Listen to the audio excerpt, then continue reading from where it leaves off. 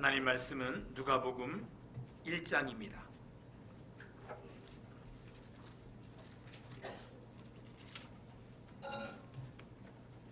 26절에서 36절까지 말씀을 봉독하겠습니다. 여섯째 달에 천사 가브리엘이 하나님의 보내심을 받아 갈릴리 나사렛이란 동네에 가서 다윗의 자손 요셉이라는 사람과 약혼한 처녀에게 이르니 그 처녀의 이름은 마리아라. 그에게 들어가 이르되 은혜를 받은 자여 평안할지어다. 주께서 너와 함께 하시도다 하니 처녀가 그 말을 듣고 놀라 이런 인사가 어찌함인가 생각하매 천사가 이르되 마리아여 무서워하지 말라. 내가 하나님께 은혜를 입었느니라. 보라 내가 잉태하여 아들을 낳으리니 그 이름을 예수라 하라. 그가 큰 자가 되고 지극히 높으신 이의 아들이라 일컬어질 것이요 주 하나님께서 그 조상 다윗의 왕위를 그에게 주시리니 영원히 야곱의 집을 왕으로 다스리실 것이며 그 나라가 무궁하리라. 마리아가 천사에게 말하되 나는 남자를 알지 못하니 어찌 이 일이 있으리이까. 천사가 대답하여 이르되 성령이 내게 임하시고 지극히 높으신 이의 능력이 너를 덮으시리니 이러므로 나실 바 거룩한 이는 하나님의 아들이라 일컬어지리라. 보라 내 친족 엘리사벳도 늙어서 아들을 배었느니라. 본래 임신하지 못한다고 알려진 이가 이미 6달이 되었나니 대저 하나님의 모든 말씀은 능하지 못하심이 없느니라. 마리아가 이르되 주여 여정이오니 말씀대로 내게 이루어지이다 하매 천사가 떠나가니라. 아멘. 귀한 찬양 감사합니다. 성탄을 이제 며칠 앞두고 있습니다. 성탄을 맞이하면서 우리가 어떤 마음으로 성탄절을 맞이할 것인가라는 것에 집중하면서 말씀을 나누고자 합니다. 세상에서 가장 큰 축복을 받은 여인 중에 한 사람을 꼽으라고 한다면 마리아, 예수님의 어머니 마리아를 꼽을 수 있겠습니다. 하나님께서는 모든 사람에게 복을 한량없이 똑같이 부어주시지만 그 하나님께서 부어주시는 은혜와 축복을 어떻게 받아들이느냐에 따라서 축복된 사람이 되고 또 축복을 놓치는 사람이 되는 것이 결정된다고 믿습니다. 하나님께서 마리아만을 특별히 사랑하셨겠느냐라고 했을 때 하나님은 공평하신 하나님이시라 모든 사람에게 똑같이 은혜를 부어주시는 하나님이신데 마리아가 정말 좋은 신앙으로 좋은 믿음으로 그 하나님의 축복과 은혜를 받아들였다라고 믿습니다. 이 시간을 통해서는 우리가 성탄절을 맞이하면서 이 마리아의 신앙을 통하여서 하나님께서 그를 어떻게 축복하셨는지 그리고 그 축복을 어떻게 자기 것으로 삼았는지를 집중하면서 오늘 말씀을 나누었으면 좋겠습니다. 이제 문제 제기를 해본다면 누가복음 48장 말씀에 보면 48절 말씀에 2장 48절 말씀에 보면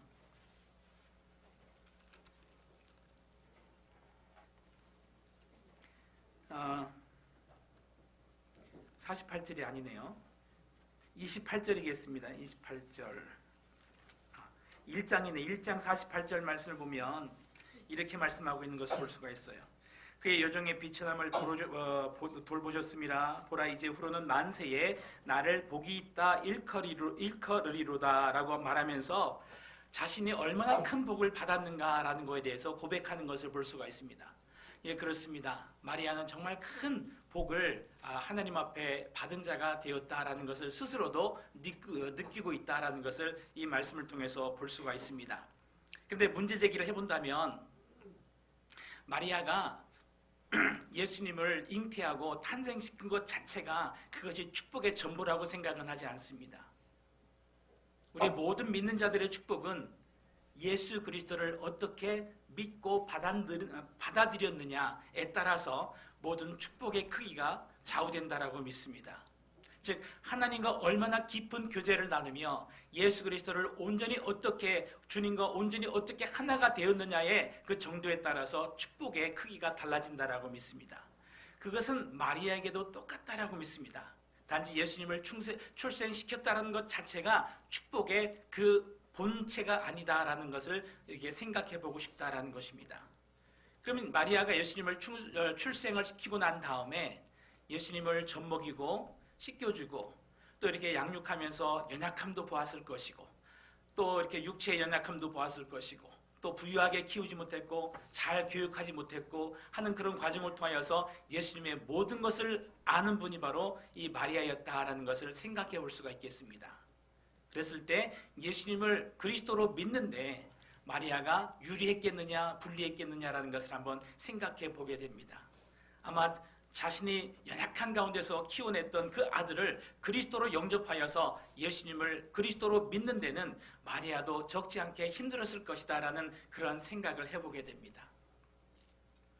그래서 예수님께서 사역을 하시는 동안에 마리아가 예수라는 사람이 미쳤다라는 그런 소문을 듣게 됩니다.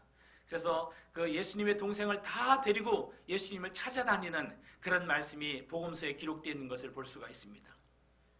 그래서 예수님께서 사역을 하신 동안에 밖에서 예수님의 어머니와 동생들이 와서 주님을 찾고 계십니다 라는 그런 소리를 들었을 때에 예수님께서 이런 말씀을 하십니다. 누가 내 어머니이냐? 누가 내 동생이냐? 하나님의 뜻대로 행하는 자라야 내 어머니요 내 동생이니라 라고 말씀하시는 것을 이 말씀을 통해서 우리가 들을 수가 있습니다. 즉 예수 그리스도와 정말 온전히 하나가 되며 축복을 받은 사람이 누구냐라고 했을 때에 육신의 어머니이기 때문이 아니라 육신의 동생이기 때문이 아니라 하나님의 뜻대로 행하는 자라야 하나님의 축복과 은혜를 받은 자다라고 주님께서 말씀하시는 것을 들을 수가 있습니다. 그랬을 때 마리아는 왜 하나님 앞에 그렇게 큰 축복을 받은 자가 되었느냐라는 것입니다. 그의 믿음을 통해서입니다. 오늘 그 믿음을 우리가 생각해 볼 수 있는 그런 시간이 될 수 있기를 바랍니다.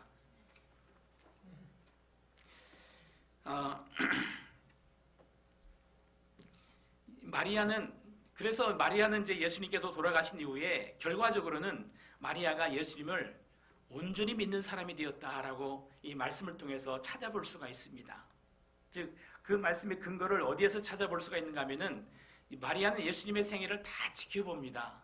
지켜보고 나서 사도행전에 보면은 1장 14절 말씀에 이런 말씀이 있어요. 제자들이 그 예수님의 승천 이후에 그 마가의 다락방에서 모여서 전심으로 기도할 때에 어떻게 기도했는가 하면은 제자들과 함께 여자들과 예수님의 어머니 마리아와 예수님의 아우들과 마음을 같이하여 오로지 기도에 힘쓰니라 라고 기록되어 있는 것을 볼 수가 있습니다.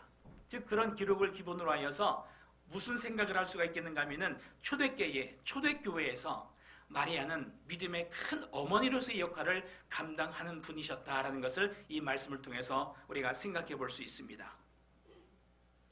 그래서 다른 제자들은 다 일찍 하나님의 말씀을 전파하다가 12명의 제자들 중에서 11명은 다 순교를 합니다. 마띠아를 비롯해서 모든 사람이 다 순교를 하는데 한 사람 순교하지 않은 사람이 있습니다.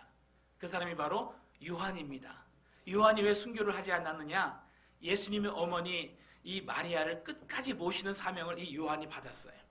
그래서 마지막까지 예수님의 어머니를 모시다가 요한은 산순교를 합니다. 즉 다시 말하면 하나님께서 부르시는 그날까지 요한은 이 사역을 감당하다가 하나님 앞에 부르심을 받는 그런 말씀을 우리가 말씀을 통해서 볼 수가 있습니다. 즉 마리아가 하나님 앞에 정말 귀한 은혜와 복을 받은 자가 되었다라는 것인데 마리아는 어떻게 복을 받게 되었느냐? 예수님을 잉태하고 예수님을 출산하고 예수님을 양육하는 그 과정을 통하여서 마리아의 믿음이 더욱더 견고해지고 온전해지는 그런 은혜를 받았는데 그 믿음의 기초 바탕이 무엇이냐라는 것을 오늘 말씀을 통해서 우리에게 알려주시고 있다라는 것입니다. 그 말씀 우리가 한번 생각해 볼 수 있기를 바랍니다. 하나님께서는 모든 사람을 축복하기를 원하시는데 마리아에게 똑같이 찾아온 것처럼 우리에게도 똑같이 하나님께서 찾아오시는 것을 믿습니다. 오늘 말씀을 보면 26절에 보면은 하나님의 천사 가브리엘이 보내심을 받아서 이 마리아에게 나사렛 동네에 살고 있는 그 마리아에게 찾아오시는 것을 볼 수가 있습니다. 26절, 27절 말씀에 그런 말씀이 있죠. 그러면서 28절에 마리아에게 찾아 들어가서 이 천사 가브리엘이 이렇게 말합니다. 은혜를 받은 자여 평안할지어다 라고 인사를 전하는 것을 볼 수가 있습니다. 마리아에게 말하기를 은혜를 받은 자여 라고 이렇게 평가를 하고 있다라는 것입니다. 이것은 그리고 이제 하나님의 예언의 말씀을 전하는데 왜 마리아에게만 하나님의 은혜를 받은 자여 라고 이렇게 인사를 하고 있느냐라는 것입니다. 마리아는 믿음으로 준비가 된 자였습니다. 즉 하나님의 말씀을 받을 만한 그릇이 이미 그에게는 준비가 돼 있었다라는 것입니다. 기초 바탕이 돼 있었다라는 것입니다. 그럼 그런 믿음의 기초 바탕이 무엇이냐라는 것을 결론으로 말씀을 드리고 싶습니다. 근데 왜 하나님께서는 예수님을 아예 어디서 만들어 가지고 데려오시면 되지, 왜 하필이면 이 연약한 여인을 통해서 이 가난하고 비천한 모습으로 이 땅에 태어나게 하셨을까라는 것입니다. 빌립보서 2장 5절에서 8절에 있는 말씀처럼 하나님의 본체이시지만 그가 종의 모습을 가지고 비천하게 이 땅에 태어나셔서 생활하셨다라는 것을 빌립보에서 증언하고 있는 것을 볼 수가 있습니다. 왜 그냥 하나님께서 예수를 다른 모습으로 태어나게 하셔서 땅에 데려오시면 되지, 왜 하필이면 이런 비천한 여인 이 마리아를 통해서 이렇게 예수님을 태어나게 하셨느냐라는 것입니다. 그것은 하나님의 능력이 부족해서도 아닙니다. 마리아의 협조가 꼭 필요해서도 아닙니다. 즉 처녀의 자궁이 꼭 필요해서가 아니다라는 것입니다. 이유는 오직 하나입니다. 왜 마리아를 선택했을까? 마리아를 사랑했기 때문에 그렇습니다. 마리아를 축복하기 위해서 하나님께서 이 마리아를 선택했다는 것입니다. 이것은 누구에게도 적용됩니까? 나에게도 똑같이 적용됩니다. 우리 성도님들에게도 똑같이 적용합니다. 하나님께서 마리아를 세상에서 하나밖에 없는 사람이에요. 예수 그리스도를 이 땅에 나게 하신 예수님의 어머니 단 하나밖에 없는 분이 바로 마리아입니다. 그런데 똑같습니다. 우리 한 사람 한 사람이 하나님 앞에서는 똑같이 특별하고 귀한 존재인 것을 믿으시기 바랍니다. 하나님은 똑같이 사랑하십니다. 마리아를 하나님께서 특별히 축복하신 것처럼 하나님께서는 우리 한 사람 한 사람을 특별히 축복하기를 원하시고 특별한 모습으로 우리에게 찾아오셔서 만나주신다라는 사실입니다. 하나님은 부르신 자녀를 수단으로 부르지 않습니다. 절대로 일꾼으로 부려먹으려고 찾아오는 것이 아니다라는 것입니다. 마리아도 마찬가지입니다. 마리아를 절대 수단으로 쓰려고, 마리아를 부려먹으려고, 마리아를 이용하려고 하나님께서 마리아를 찾아오신 것이 아니다라는 것입니다. 자궁을 빌리기 위해서 마리아를 찾은 것이 아니다라는 것입니다. 마리아를 진실로 사랑했기 때문에, 마리아를 가장 축복할 수 있는 길이 이 방법이기 때문에 하나님께서 이 방법을 찾으셨다라는 것을 믿게 됩니다.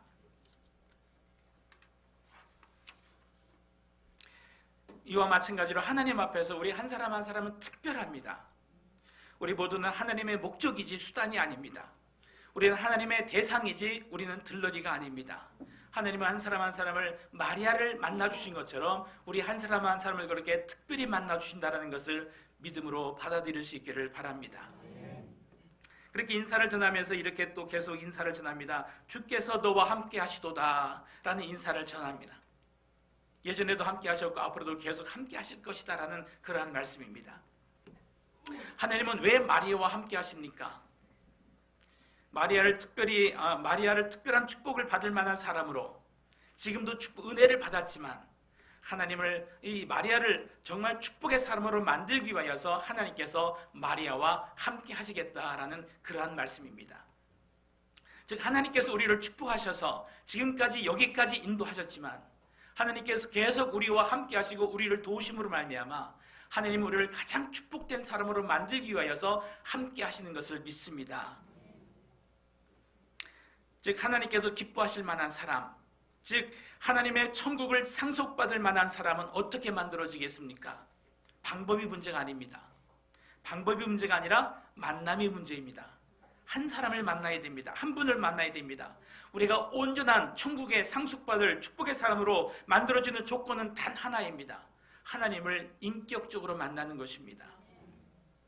마리아도 예수님을 낳는 이 과정을 통하여서 하나님을 인격적으로 만나게 됩니다. 예수님을 낳는 이것으로 모든 신앙의 수고가 끝난 것은 아니지만 그를 통하여 이 사건을 통하여서 마리아는 하나님을 온전히 만나게 되는 그런 계기를 갖게 된다라는 것입니다. 여러분 좋은 친구 만나는 것 중요합니다.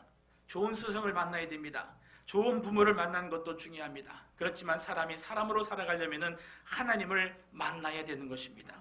인생의 근본적인 문제가 해결이 되고 하나님을 만날 때에 우리의 영생의 문제를 해결받게 되는 줄로 믿습니다. 여러분 하나님을 인격적으로 만나셨습니까? 더욱더 인격적으로 만날 수 있기를 축복합니다. 마리아는 하나님을 인격적으로 만나고 있는 모습을, 어떻게 하나님을 인격적으로 만나는가라는 것을 오늘 말씀을 통해서 우리에게 보여주고 있다라는 것입니다. 하나님께서 그렇게 하면서 하나님께서 약속을 하십니다.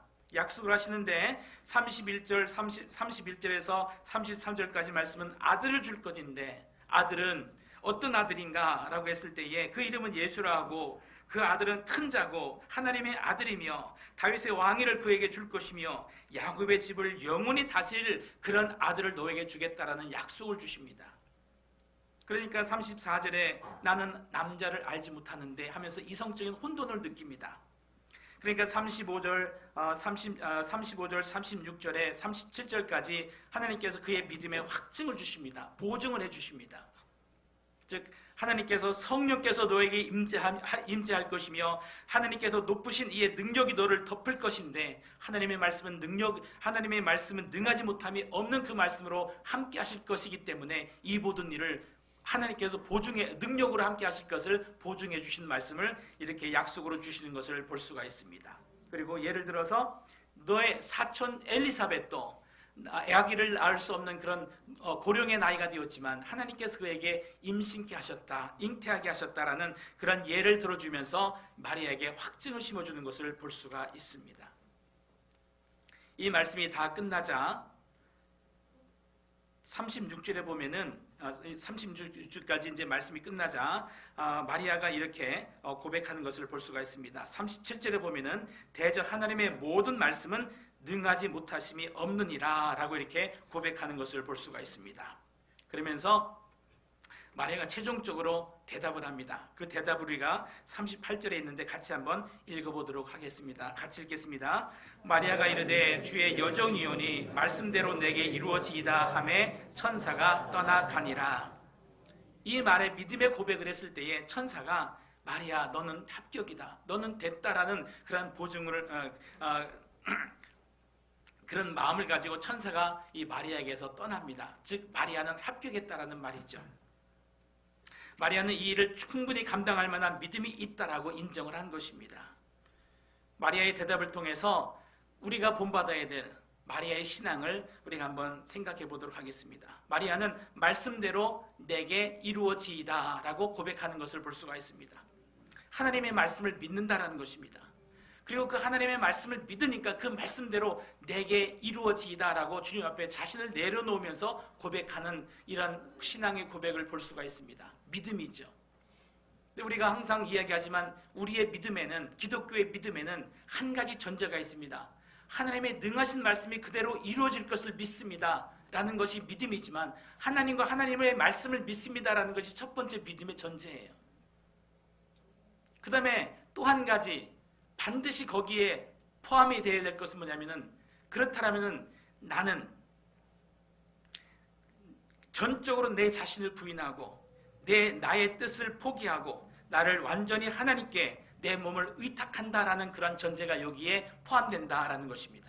하나님을 내가 전적으로 믿는다라고 할 때는 나의 모든 의사와 나의 모든 이성과 내 뜻은 포기합니다.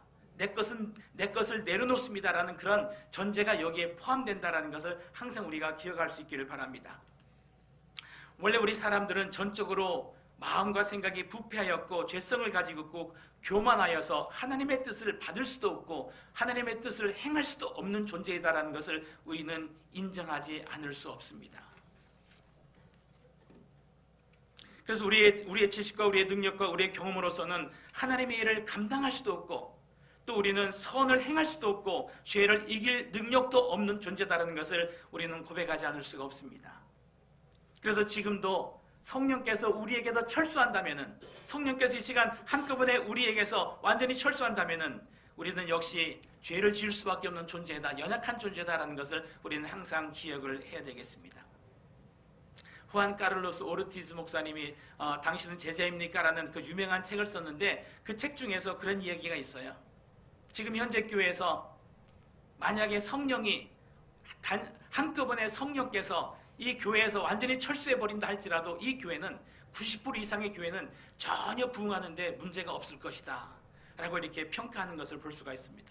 즉 성령으로 행하지 않는 교회 모습을 비판한 그런 이야기를 그 책에 쓴 것을 볼 수가 있습니다. 즉 성령께서 우리에게서 철수한다면은 우리는 하나님의 의를 절대로 받을 수도 없고 행할 수도 없는 존재다라는 것을 우리는 고백할 수밖에 없다라는 것입니다. 즉 내 뜻은 포기되고 하나님의 말씀대로 내게 이루어지기를 원합니다라는 고백을 이 마리아가 했다라는 것입니다. 이것은 기독교 신앙의 가장 근본의 신앙입니다. 예수님께서 말씀하시되 너희가 나를 따라오려거든 자기를 부인하고 자기의 십자가를 지고 나를 쫓을 것이니라. 이 마리아의 신앙에서 내려온 그 신앙이 그대로 예수님에게서 적용된 것을 볼 수가 있습니다. 그리고 예수님의 마지막 기도는 나의 원대로 마옵시고 아버지의 원대로 하옵소서, 아버지의 원대로 이루어지기를 원합니다 라고 마지막 기도를 드린 것을 볼 수가 있습니다. 예수님께서 우리에게 주기도문을 가르쳐 이렇게 기도하라고 기도문을 가르쳐 주셨는데 그 기도에서도 뜻이 하늘에서 이루어진 것 같이 땅에서도 이루어지이다 라고 기도하라고 우리에게 말씀하신 것을 볼 수가 있습니다. 같은 맥락입니다. 예수님의 복음을 가장 정확하게 전했던 이 사도 바울은 이 신앙의 바탕 위에서 자신의 신앙을 고백하는 것을 볼 수가 있습니다. 나는 나의 육체의 모든 것을 배설물과 같이 여기노라 라고 말하면서 자기의 출신과 자기의 학력과 자기의 경험과 자신의 모든 세상 자랑을 다 내려놓으면서 자신의 이성과 자신의 모든 것들을 다 내려놓으면서 나는 이것을 배설물과 같이 여기노라 라고 고백하는 것을 볼 수가 있습니다. 그래서 내가 자랑할 것은 오직 예수 그리스도의 십자가 외에는 자랑하지 않겠노라 라고 고백하는 것을 볼 수가 있습니다. 여러분, 그리스도의 십자가가 무엇이겠습니까? 사도 바울은 항상 고백을 합니다. 거기에서 내가 죽었다라는 것이. 나는 내 모든 것을 하나님 앞에 설 때마다 나는 내 모든 것을 다 포기하고 내려놓습니다. 이거 외에는 내가 자랑할 것이 없습니다 라고 이 사도 바울은 고백하는 것을 볼 수가 있습니다.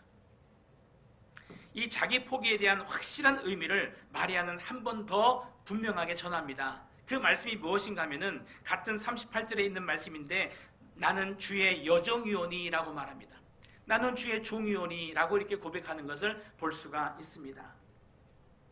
여러분, 주인 앞에서 종은 자기 의사를 완전히 죽인 자를 말합니다. 즉 자기를 부인한다, 자기를 죽인다라고 했을 때 무엇을 부인하고 무엇을 죽이는 것이겠습니까? 자기 생각입니다. 자기 뜻입니다. 오직 주인의 입에서 나오는 말과 그 주인의 마음을 읽어서 순종하는 자가 바로 착하고 충성된 종이다라고 우리는 이야기할 수가 있겠습니다. 주인 앞에서 종은 어떤 권리 주장을 하지 않습니다. 자기 아이디어와 자기 생각을 이야기하지 않습니다. 자기 경험과 자기 생각을 전혀 주장하지 않습니다.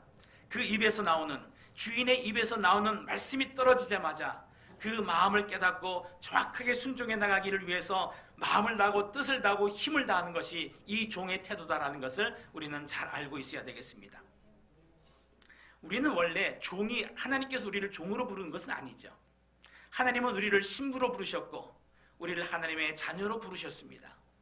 그렇지만 우리는 이 땅에 살아가는 한 우리는 이런 태도를 가져야 되겠습니다.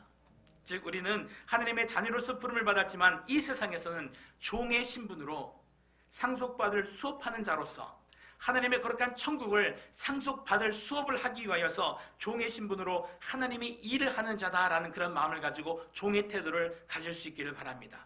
하나님 말씀 앞에서는 종의 신분, 종의 태도를 우리가 항상 가져야 되겠다라는 것입니다. 종의 태도 중에서 가장 중요한 것은 자기의 권리 포기입니다.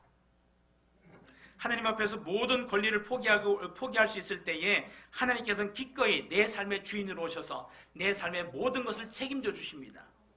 그리고 도우시고 함께 하십니다. 한 집안에 남편이 둘이 있을 수가 없습니다. 한 나라의 왕이 둘이 있을 수가 없습니다. 내가 예수 그리스도를 내 삶의 주인으로 영접했다라면은, 그것이 우리의 신앙의 고백이라면은 내 삶의 주인이 나인지 아니면 내 삶의 주인이 예수님인지 우리는 확실하게 정해야 된다라는 것입니다. 마리아에게는 주님께서 내 삶의 목자가 되는 것을 정말 원한다면은, 그리고 내 삶의 주인이 된다는 것을 정말 인정한다면은 우리가 이런 권리들을 포기할 수 있는 그런 자세를 가져야 되겠다라는 것입니다. 마리아에게 있어서는 포기해야 될 것이 무엇이 있었을까요? 마리아에게서는 이 말씀을 들었을 때에 포기할 것이 참 많았다라고 믿습니다. 율법에 따르면은 혼인하지 않은 여자가 어떤 간음을 통하여서 임신하게 되었을 때에 돌에 쳐서 죽이라는 그런 율법의 조문이 있습니다. 맞아 죽지 않으려면 그 마을에서 떠나야 되는 겁니다. 아직 결혼도 하지 않고 아직 동거도 하지 않는데 임신이 되었다라고 하는 그런 소문이 퍼진다라면은 마리아의 생명은 위험하게 되는 것입니다. 마리아가 이런 결단을 할 때는 자신의 생명을 포기하는 결단이 있었다라는 것을 생각해 볼 수가 있습니다. 쉬운 결단이 아니다라는 것이죠.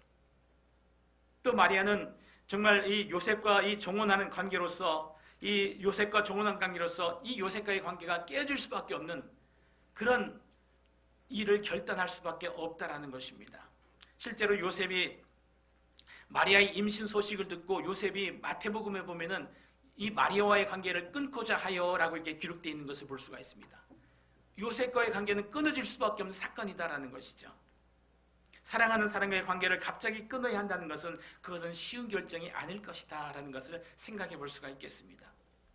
세 번째, 마리아는 이 작은 소녀로서 개인적인 꿈과 소망을 포기해야 된다는 것입니다. 그 얼마나 정말 작지만 이 소박하고 아름다운 꿈을 꿔왔겠습니까? 오랫동안 마음속으로 그려온 그림들이 있었을 것입니다. 어디에다가 집을 지면 좋겠다. 정원을 어떻게 꾸미면 좋겠다. 집안을 어떻게 꾸며야지. 자녀들은 몇 명을 낳을까? 라고 하면서 여러 가지 꿈을 꾸면서 즐거워하면서 그런 오랫동안 그런 꿈을 꾸면서 아마 미래를 꿈꾸면서 생활을 했을 것이다 라고 믿습니다. 그런 미래를 포기할 수밖에 없는 사건이 지금 갑자기 하나님으로부터 마리아에게 왔다라는 것입니다. 천사가 전해준 이 말씀에 순종하기 위해서는 이 모든 것을 다 포기해야만 되는 것입니다. 그러니까 두렵고 혼란스럽고 생각조차 하기 힘든 그런 감당스러운 어려운 일에 지금 마리아가 봉착해 있다는 것을 볼 수가 있습니다. 오늘 성경 말씀에 보면은 그런 모습들이 몇 군데 나타나 있는 것을 볼 수가 있어요. 전체적으로 이렇게 생각해 본다면은 29절에 보면은 이 말을 듣고 놀라 이런 인사가 어찌함인가 생각하게 되고 30절에 보면은 천사가 이르되 마리아여 무서워하지 말라라고 이렇게 말씀해 주는 것을 볼 수가 있습니다.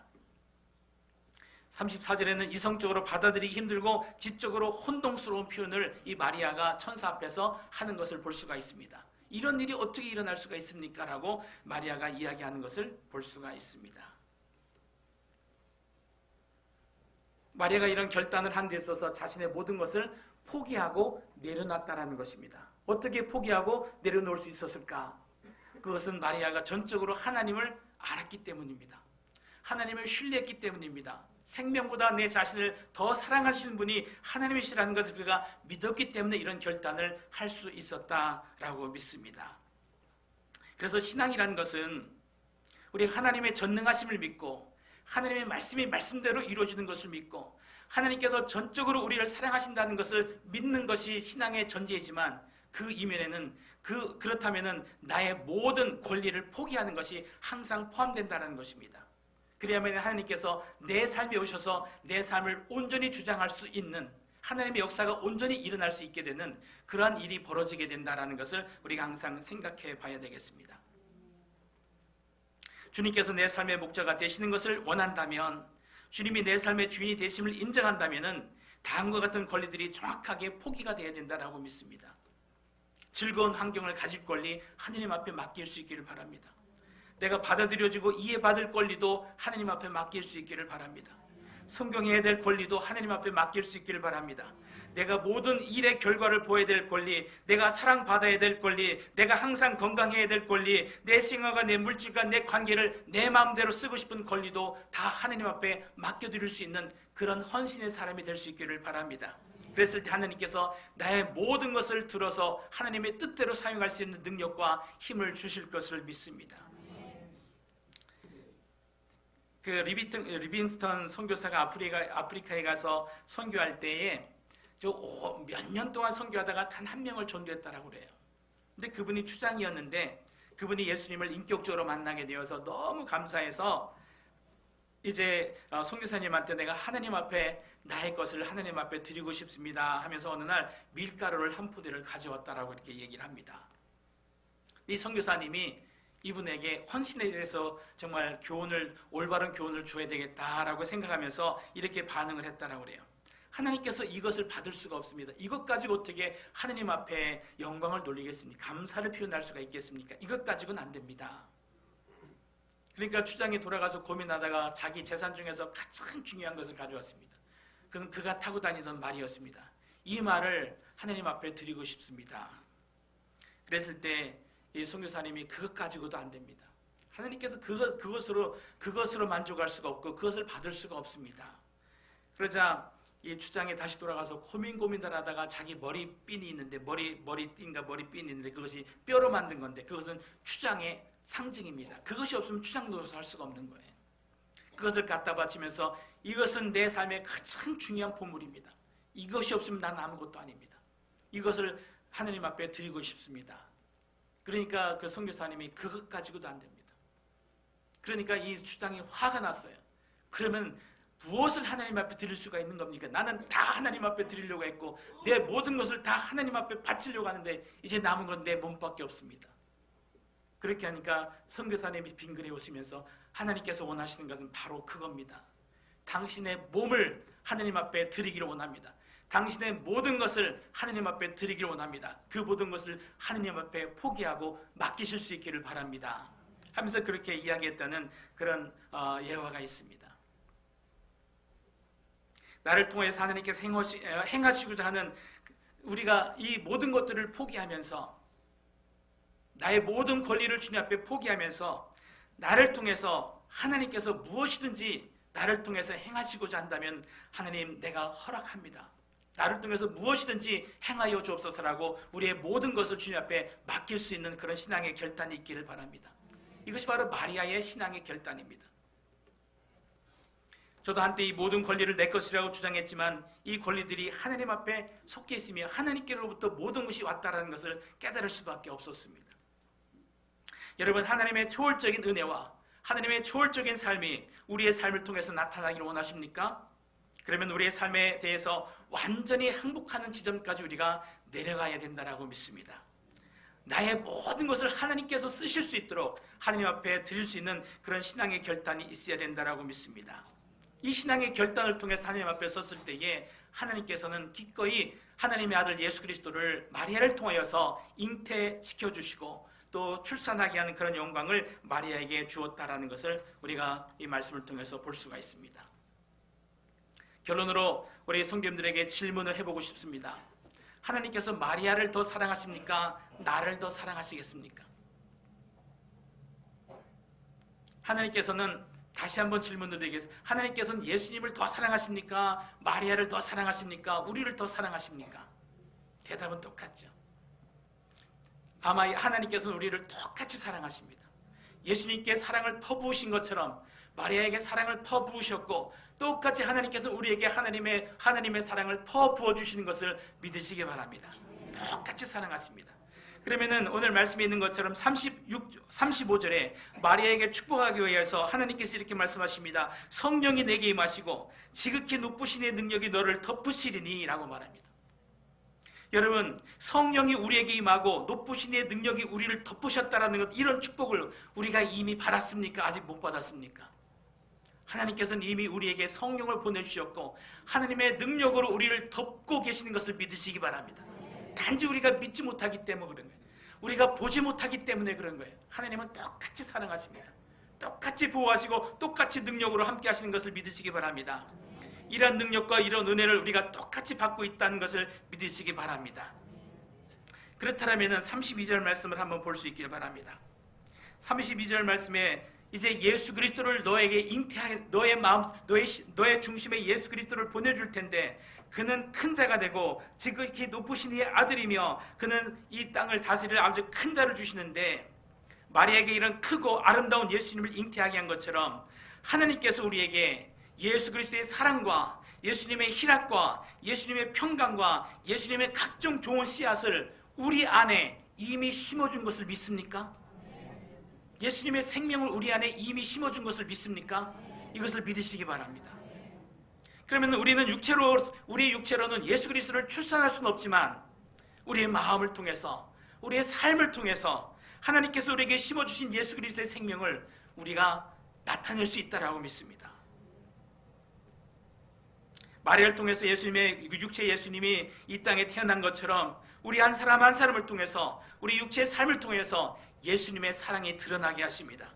예수님의 능력이 드러나게 하십니다. 예수님의 온유하심과 자비하심과 그 기뻐하심과 예수님의 지혜와 예수님의 그 아름다운 삶이 우리의 삶을 통하여서 그대로 재현되고 그대로 부활되고 그대로 탄생할 수 있도록 주님께서 우리에게 성령으로 임재하시고 능력으로 덮으사 우리로 하여금 예수 그리스도의 삶을 우리의 삶을 통해서 탄생시킬 수 있도록 하나님께서 능력으로 도와주시는 것을 믿으시기 바랍니다. 성탄절의 은혜입니다. 우리가 받아야 될 성탄절의 정신입니다.